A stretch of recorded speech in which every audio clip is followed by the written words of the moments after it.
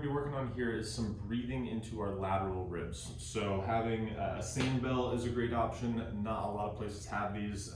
So a medicine ball works really well. You could also use a slightly deflated basketball, soccer ball, football, basically anything that's going to get you some compression into the ribs that you'll then be able to try and breathe into as we work on that expansion and compression.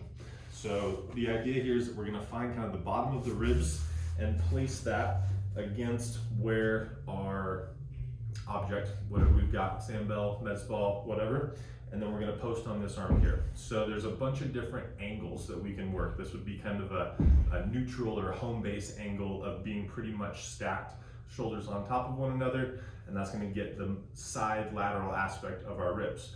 We could also open up a little bit and get more of the back and lateral aspects, more of a diagonal vector here, or we could curl over and get more of the front side of the ribs.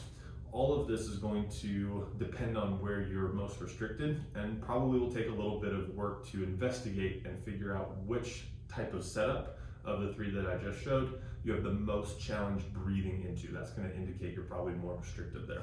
So in starting in our neutral position here, all I'm going to do is try and take air in to the ribs on this side and try and imagine pushing into my object here.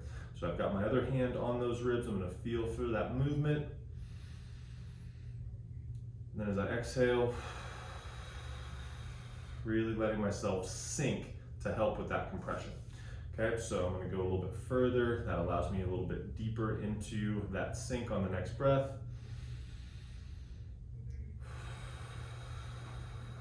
I'm just going to work about 5 to 10 inhale exhales, really focusing on getting as much expansion and as much compression as I can into these side ribs. So this is our lateral expansion breathing with our sand bell, medicine ball, or whatever we've got.